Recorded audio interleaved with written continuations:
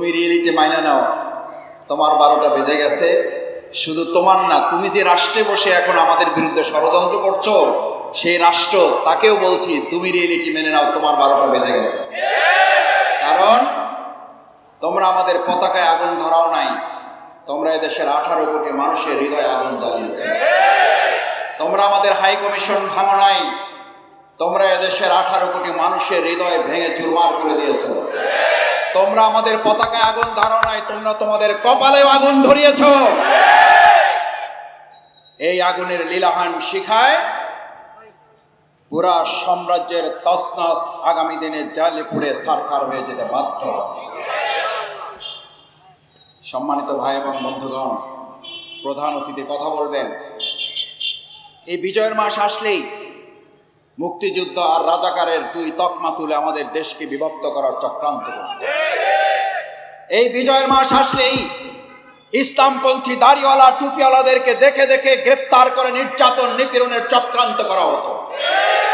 এই বিজয়ের মাস আসলেই মসজিদগুলো মাদ্রাসাগুলোতে আলাদা করে পুলিশ বাহিনী গোয়েন্দা সংস্থা নিয়োগ দেওয়া হতো শুধুমাত্র দাড়িওয়ালা টুপিওয়ালাদেরকে গ্রেপ্তার করার জন্য।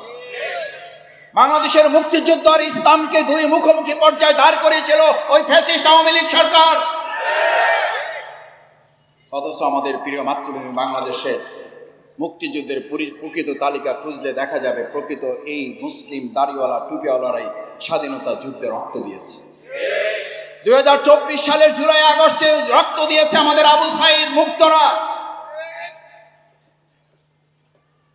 1952 ভাষা আন্দোলনের নাম শুনলেই বোঝা যায় এদেশের ভাষা আন্দোলনে জীবন দিয়েছে, শহীদ হয়েছে কারা। শহীদ সালাম, বরকত, রফিক, জব্বারের নাম শুনলে কি বোঝা যায় যে এদেশের ইসলাম আর মুক্তিযুদ্ধ, ইসলাম আর 21শে ফেব্রুয়ারি কি সাংঘর্ষিক জায়গায়, নাকি জাতিকে ঐক্যবদ্ধ করে সবাই মিলে লড়াই করেছে। অত্যন্ত দুর্ভাগ্যের বিষয়, আমাদের সেই প্রিয় বিজয় মাসকে কলঙ্কিত করেছিল সেই ফ্যাসিস্ট আওয়ামী লীগ সরকার। এখন একটা রাষ্ট্রে বসে, প্রতিবেশী একটা জায়গায় বসে আমাদের প্রিয় মাতৃভূমি বাংলাদেশকে বারবার তারা চক্রান্ত ষড়যন্ত্রের মাধ্যমে এটাকে তারা উত্তপ্ত করার চেষ্টা করছে। আজকের এই শাহজাহানপুরের কর্মী সম্মেলন থেকে স্পষ্ট করে বলে দিতে চাই, এদেশের 18 কোটি মানুষ আপনাদেরকে জানিয়ে দিচ্ছে, কান খুলে শুনে রাখুন, বাংলাদেশকে উত্তপ্ত এবং অস্থির করে এই পৃথিবীর কেউ ভালো থাকতে পারবেন না। আমাদেরকে অস্থির করলে আপনারা অস্থির হবেন, আমাদেরকে উত্তপ্ত করলে আপনারা উত্তপ্ত হতে বাধ্য হবেন, আমাদেরকে রাজপথে নামতে বাধ্য করলে আপনারা শান্তিতে থাকতে পারবেন না। এখন চোখে চোখ রেখে কথা বলার সময় এসেছে। 5ই আগস্টের আগের বাংলাদেশ, 5ই আগস্টের পরের বাংলাদেশ এক নয়। বাংলাদেশ জামাত ইসলামী, আমরা তখনও বলেছিলাম, এখনো বলছি, ভবিষ্যতেও বলব। মাওলানা দেলোয়ার হোসেন সাঈদী রাহিমাহুল্লাহ, তাকে গ্রেপ্তার করেছে, নির্যাতন করেছে, হত্যা করেছে। এই দেশের মানুষের সম্পৃক্ততা যতটা না বেশি, তার চেয়ে সম্পৃক্ততা প্রতিবেশী রাষ্ট্রের বেশি। আমাদের নিজাম সাহেবকে হত্যা করেছে প্রতিবেশী রাষ্ট্রের ইঙ্গিতে। আজকেও আমাদের শহীদ সাইফুল ইসলামকে হত্যা করেছে তাদেরই চক্রান্তে। চট্টগ্রামের রক্ত এই পৃথিবীতে বৃথা যাবে না। চট্টগ্রামের রক্ত দিয়ে বাংলাদেশ নতুন করে আরেকবার স্বাধীনতাকে অর্থবহ করে তোলা হবে। শহীদ সাইফুল ইসলামের রক্ত শুধু চট্টগ্রামকেই মুগ্ধ করে নাই। শহীদ সাইফুল ইসলামকে হত্যা করার অপরাধে যাদেরকে এই পর্যন্ত গ্রেপ্তার করা হয়েছে, আমরা যদি লক্ষ্য করি তাহলে খেয়াল করব বাংলাদেশে সাম্প্রদায়িক দাঙ্গার চেষ্টা করে তারা ব্যর্থ হয়েছে। আমাদের ভিন্ন ধর্মাবলম্বী হিন্দু ভাইয়েরা কাঁধে কাঁধ মিলিয়ে মুসলিম ভাইদের সাথে তারা বলতে শুরু করেছে, শেখ হাসিনার সেই অপরাজনীতি আর প্রতিবেশী রাষ্ট্রে বাংলাদেশের সাম্প্রদায়িক শক্তিকে, আমাদের হিন্দু সম্প্রদায়কে কাজে লাগিয়ে বাংলাদেশে আর ভবিষ্যতে কোনো ষড়যন্ত্র তারাও বাস্তবায়ন হতে দেবে না। ইতিমধ্যে তারা আমাদেরকে একটা উপকার করে দিয়েছে। 2024 সালের জুলাই আগস্টের গণ অভ্যুত্থানের মাধ্যমে যে জাতীয় ঐক্য তৈরি হয়েছিল, সেপ্টেম্বর, অক্টোবর, নভেম্বর, ডিসেম্বরে এসে পা রেখে কিছু ছোটোখাটো চির ধরলেও তাদের চক্রান্ত ষড়যন্ত্রের কারণে ইতিমধ্যে আমাদের সেই চিরগুলো দূর হয়ে আরেকটা বৃহৎ সীসাডালা প্রাচীরের ঐক্য তৈরি করে দিয়েছে তারা। এই জাতীয় ঐক্যের মাধ্যমে ইতিমধ্যে আমিরে জামাত ডক্টর শফিকুর রহমান যে জাতীয় ঐক্যের ঘোষণা দিয়েছেন, সেই জাতীয় ঐক্য বিনির্মাণে বাংলাদেশের অন্তর্বর্তীকালীন সরকারের সম্মানিত প্রধান উপদেষ্টা অত্যন্ত চমৎকার একটা কথা বলেছেন।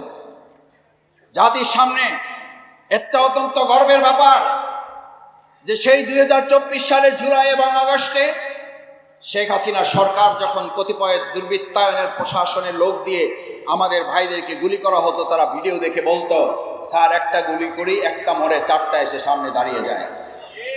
আমাদের অন্তর্বর্তীকালীন সরকারের প্রধান উপদেষ্টা এখন আর একটা গুরুত্বপূর্ণ কথা বলেছেন, জুলাই আগস্টের গণ অভ্যুত্থানে একটা মারলে চারটা এসে দাঁড়িয়ে যেত। আর এখন বাংলাদেশের দিকে তাকিয়ে দেখবেন, ভবিষ্যতে যদি আর কোনো চক্রান্ত ষড়যন্ত্র করা হয়, জুলাই আগস্ট পেরিয়ে সেপ্টেম্বর, অক্টোবর, নভেম্বর পেরিয়ে আমরা যে ডিসেম্বরের বিজয়ের দ্বার প্রান্তে এখন পা রেখেছি, নতুন বিজয়ের যে মুগ্ধতা আমাদেরকে ছড়িয়েছে পৃথিবীতে, সেই সময় এখন একটা মারলে চারটা না, একটা মারলে 40টা এসে আপনাদের বন্দুকের সামনে দাঁড়িয়ে যাবে। আজ এখানে আপনাদের কাছে জানতে চাই, এই 40-এর কাতারে যদি আপনাকে আমাকেও দাঁড়াতে হয়, বাংলাদেশ জামাত ইসলামী শাহজাহানপুরের এই কর্মীরা জীবন বাজি রেখে তাদের প্রত্যেকটা ষড়যন্ত্রের জবাব দেওয়ার জন্য কি রাজি আছেন আপনারা? সম্মানিত ভাই এবং বন্ধুগণ, আমি আমার বক্তব্য শেষ করতে চাই যে কথা বলে, বাংলাদেশ জামাত ইসলামী যে রাষ্ট্র চায় সেই রাষ্ট্রই চেয়েছিল আমাদের জুলাই আগস্টের গণ অভ্যুত্থানের প্রাণপ্রিয় ছাত্র জনতা, শ্রমিক ভাইয়েরা। সে রাষ্ট্রের নমুনা ছিল, স্লোগান ছিল, we want justice. Bangladesh Jamaat ইসলামীও বলে, আমরা সেই উই ওয়ান্ট জাস্টিসের শুধু বক্তৃতাই করি না, আমরা তার বাস্তব প্রমাণ রাখতেও সক্ষম হয়েছি। জুলাই আগস্টের গণ অভ্যুত্থানের পরেও আমরা বহু চাঁদাবাজ গ্রেপ্তার হতে দেখেছি, দলীয় কোন দল হতে দেখেছি। আজকে দেখেন, আমি আমার প্রায় জামাত ইসলামীর সম্মেলনগুলোকে সামনে রেখে বলতে চাই, বাংলাদেশ জামাত ইসলামী রাষ্ট্রীয় শৃঙ্খলার অংশ হিসাবেই আজকে এখানে আমাদের মধ্যে কোনো ঠেলাঠেলি নাই, এখানে চেয়ার নিয়ে কোনো দলাদলি নাই, এখানে চেয়ার দখলের কোনো প্রতিযোগিতা নাই। এই স্টেজে একজন লোক পাবেন না যে দাঁড়িয়ে থেকে তার চেহারা দেখানোর জন্য তিনি চেষ্টা করেন। এই সুন্দর শৃঙ্খলা যেই সংগঠন প্রতিষ্ঠা করতে পারে, 18 কোটি জনগণ মনে করে আগামীর সুন্দর সুশৃঙ্খল বাংলাদেশ সেই জামাত ইসলামী প্রতিষ্ঠা করতে পারবে। আমি বক্তব্য শেষ করতে চাই আপনাদের প্রতি আহ্বান জানিয়ে, বাংলাদেশ জামাত ইসলামী ঢাকা মহানগরী দক্ষিণ আন্দোলন সংগ্রামে এই শাহজাহানপুরে বহুবার আমাদেরকে গ্রেপ্তার, নির্যাতন করা হয়েছে। এখানকার প্রতিষ্ঠানগুলোকে জামাতের নামকরণ করে সেখান থেকে আমাদের ভাইদেরকে গ্রেপ্তার করে তাদেরকে চাকরি থেকে অব্যাহতি দেওয়া হয়েছে। এখানকার প্রতিষ্ঠানগুলোতে জামাতের নাম দিয়ে, নামাজের ট্যাগ দিয়ে আমাদের প্রতিষ্ঠানগুলো, ব্যবসা প্রতিষ্ঠানগুলোকে আমাদের ভাইদেরকে হাতছাড়া করা হয়েছে।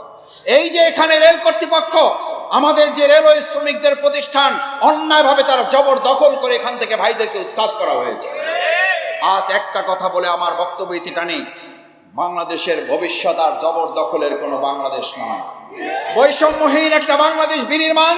আমাদের যে আবু সাইদ মিরমুগ্ধরা জীবন দিয়েছে, বৈষম্যহীন একটা বাংলাদেশ বিনির্মাণে বাংলাদেশ জামাত ইসলামী এই কর্মীরা সিদ্ধান্ত নিয়ে আগামী দিনে ঢাকা মহানগরী থেকে শুরু করে গোটা বাংলাদেশের আনাচে কানাচে আমরা সরিয়ে দেব, সেই প্রত্যাশা ব্যক্ত করে আবারও আপনাদের সবাইকে ধন্যবাদ এবং কৃতজ্ঞতা জানিয়ে, প্রকৃত বাংলাদেশের যে বিজয় আমরা অর্জন করেছিলাম সেটাকে অর্থবহ করার প্রত্যয় এখান থেকে সিদ্ধান্ত, অঙ্গীকার যদি করে নিয়ে যেতে পারি, তাহলে আজকের সম্মেলন সফল এবং সার্থক হবে। আল্লাহ আমাদের তৌফিক দিন।